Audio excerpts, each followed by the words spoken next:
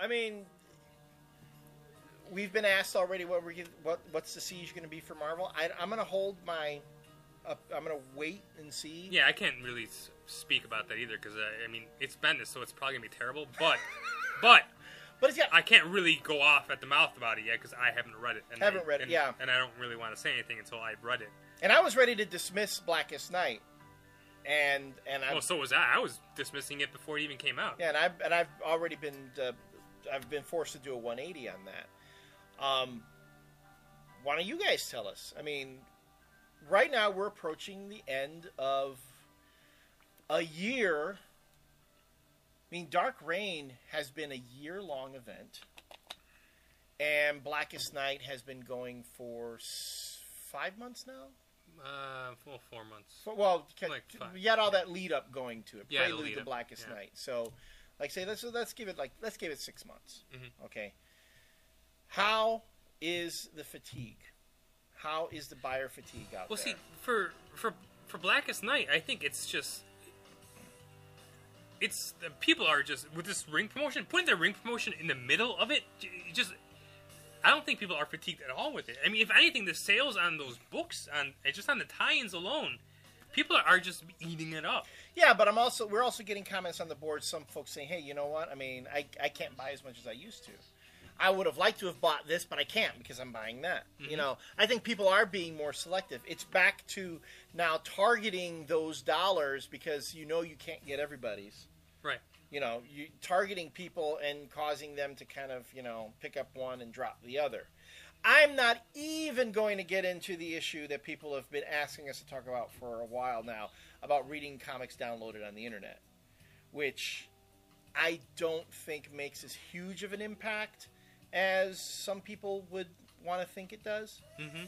Because I don't know how many people actually have access to peer-to-peer, networks and are willing to sit there all day and download a comic. And I don't know how long on average. Well, I'm sorry, I didn't want to get into that. But there is still that people have got to choose. People still need to make a choice. Is the pendulum swinging in DC's favor? That more people are choosing those DC books over Marvel books? It looks to be that. Mm-hmm. But now is it... Well, here's the thing. Now is... Bendis is saying that, well, people have spoken and that's why we're cutting back on it. But here's the thing with Marvel, and they've done this year after year, and they continue to do it, I think, that they always follow DC's lead. When DC hits on something, they follow. And they remember, and this all kind of started back when Identity Crisis was coming out. And then Marvel put out a book called Identity Disc. Okay. Remember that? No, I don't remember. And every time Identity Crisis came out, Marvel released a new issue of Identity Disc that exact Wednesday. So they would both be on the racks. And to me, that just reeked of just, like, trying to cash in on Identity Crisis. Yeah. Like, hopefully somebody's grandma would pick it up by accident for their kid, and Jimmy would get Identity Disc, and he'd cry because it's not the new Identity Crisis. And speaking of which, guess what? There's a comic coming out this week called Black Knight. Oh, get out. Really? Yeah, Marvel's putting out a Black Knight book this week. Black Knight? And to me, that just reeks of that Identity Disc shit. Jimmy's going to get a Black Knight comic, and it's not going to have Green Lantern in it. And he's going to be like, what the hell is this? It's this guy. Wait, it's the guy from the Avengers. Didn't he die at the end of Captain Britain? No, he didn't die at the end of Captain Britain. I don't even know if it's that Black Knight, but there's a Black Knight book coming out. Yeah. But it is... So, here's the thing. So, Marvel sees how DC is working, how you don't need to carpet bomb your entire line with tie-ins. They see how Blackest Night is doing. It's in a select few books, and that's what they're going to do with the Siege now. They're gonna promote it, and they're gonna release it like DC is doing Blackest Night. I think that's exact because when you look at okay, well then what's your little giveaway with the Siege? Can I tell you? I'm going to tell right now, Marvel, if you're watching, this will get me to buy Siege books. Avengers card? No. Which by the way, they are giving out. That was one of the things that Marvel announced at the Retailer Summit. They're giving stuff for that week that no comic ship. Right. They're giving out stuff for the Siege, and I think an Avengers member card is like one of them. Ah, an Avengers member Remember card. when they used to do that? They used to put those in comics? I remember that. And again, that just reeks of them trying to do something like DC. So that would have been one of the things I would suggest, yeah. And then like a little a Thor hammer, a Mjolnir, like a little miniature one, a tiny Cap's shield. But see, the rings though are actually meant to be worn. Yeah, but I'm just Those saying things for tchotchkes, you know, a little tiny an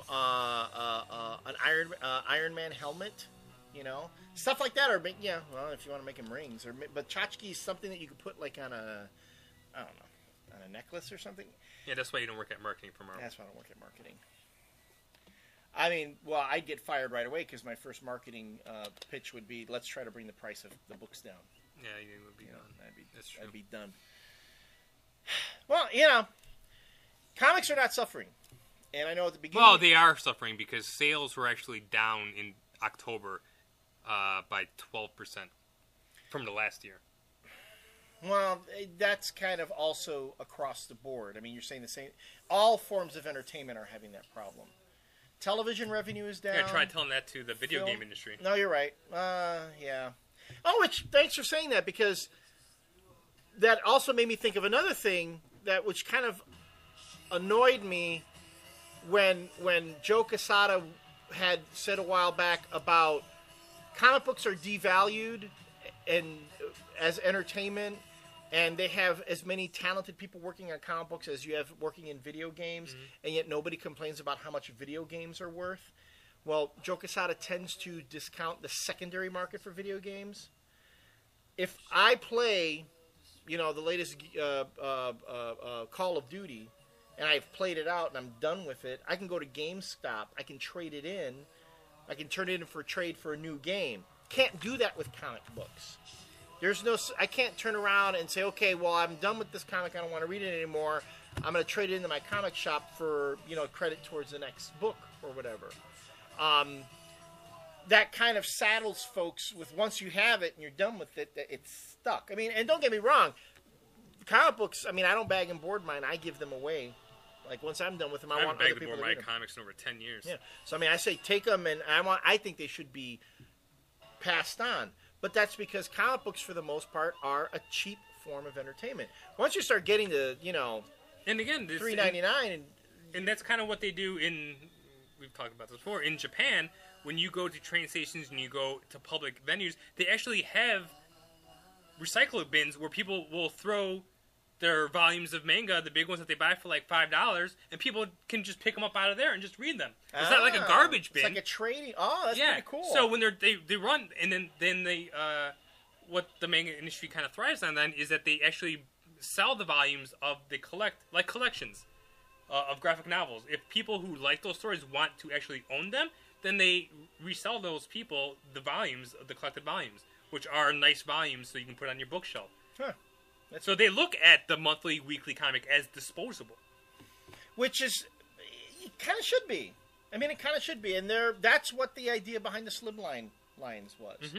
You know, Warren Ellis has talked about it from time to time. Comic books are disposable. It's like a slab of pop culture, he says. And it's disposable. You read it, you enjoy it, you move on. You know, you go from there. Comic books, it's been played into too much of the collector mentality. I want to have something that I hold on to and I keep forever. Guys, the comics aren't going to be worth anything. Yeah. The reality is, it's very rare you're going to find a book that's going to be worth, you know, Action Comics. And it's the number. Man, this is really a long last rant. Just to let you know on the retailer side of things, the number one question that I hate to get, I fucking hate it, is when somebody comes in here and asks, so what's the hot comic? What's going to be worth anything? I fucking hate that question. And you know, I tell them, I'm like, you know what comic will be worth the most? It's whatever you buy and enjoy. What it's worth to you, that's the worth that you're going to get out of it. Never think and that's what killed obviously comics in the 90s. Right, the whole speculator. And Marvel has tried to start it again with all these stupid fucking variant covers. Right. But I hate that question because comics, I've never looked at them as being valuable, other than to be valuable to you, right? And what you get from them. They're not a commodity. You know, they're not something that you would. I mean, you can think about investing in comics. The investment you make is in the entertainment that they give you. Right. You know. And I don't think people understand, especially speculators, that these comics here, the reason that these are worth money is because these just throw comics out. You just throw them out. And there's not a lot of them out there anymore. That's why they have value. And even that, I mean, these have only value to the people who are willing to pay that much for them. Because all these stories you can get. You can get them elsewhere. You can get them in archives. You can get them in cheap paper. The DC archives and cheap paperbacks. Yeah. A lot of times they've reprinted these books exactly the same way that they were originally produced, and you can get them for a tenth the cost. Mm-hmm. So it's like Pokemon cards. They have the value that you give them, except Pokemon really have no intrinsic value at all. I've always wondered how the psychology behind that. Getting kids Pokemon and Yu-Gi-Oh cards. And kids love them. They do. Yeah, it's just the one thing I see you selling in here more than anything. Are those and Magic cards too? Well, Magic is different. Magic is a different age group. People move on to Magic. They graduate to Magic from Yu-Gi-Oh and Pokemon. Yeah. And also, the Magic cards actually have a not so much a monetary value as a tactical value. Yes. Right. Which I'm assuming that's the same for Yu-Gi-Oh and Pokemon. Unless you like Charizard and you love Charizard and you just want to collect all the Charizard cards from Pokemon. I have no idea what that is. Anything else? No, I think it's like 1.5 hours worth of tape. But we were gone for like 5 weeks. We were gone for a while. Hey, and thank you to those of you who have been telling your friends about us. More and more people are discovering us. Thank you to those of you who have written us to say that you appreciate this show. Got a couple messages from some folks who talked about how much they enjoyed the show and how we have influenced their comic book buying. There are some of you out there who have sent some very heartfelt messages. We've read them. We appreciate them. That actually makes me feel really good. Very much. We appreciate it a lot. It's nice to know that we're not in a vacuum here. And General Dark, who comments on everything I do, whether it's on this site, on my Red Eye blog at chicagonow.com/geek2me, and everywhere. General Dark, dude, you're like my number one fan, so I gotta come up with something for General Dark. And I also want to have before the year is out, you should change your Geek to Me YouTube channel to General Dark YouTube because he's the only one that watches it. No, PM Night watches it. Oh, okay. PM Night. And we're going to be going through some changes on the channel over the next few weeks going into the new year. And my voice is cracking, and I am getting hair in strange places. I did not need to hear that. And I had an idea for a contest because we said that we've always thought once we reach a certain number. I've actually already started collecting some prizes for a contest, but what that contest is I don't know yet. Yeah, and I have stuff too. I have lots of stuff that I want to pass on. So we'll be having a contest soon to reward you folks, our loyal viewers. So, check out the blog. Stay tuned with us. There's a lot of cool stuff to come, and you guys make all of this possible. We're approaching our second anniversary too. Soon. Yeah, a couple months. That's crazy. This was something that started out kind of like as a hobby and is really kind of taken off. So we're very appreciative of that. Yeah, a couple months I'm going to have to reevaluate my life. We all will need to do that. So until next time, this has been Elliot and Jose coming to you from Dreamland Comics in Schaumburg, Illinois. Thank you for joining us, and we'll see you again soon.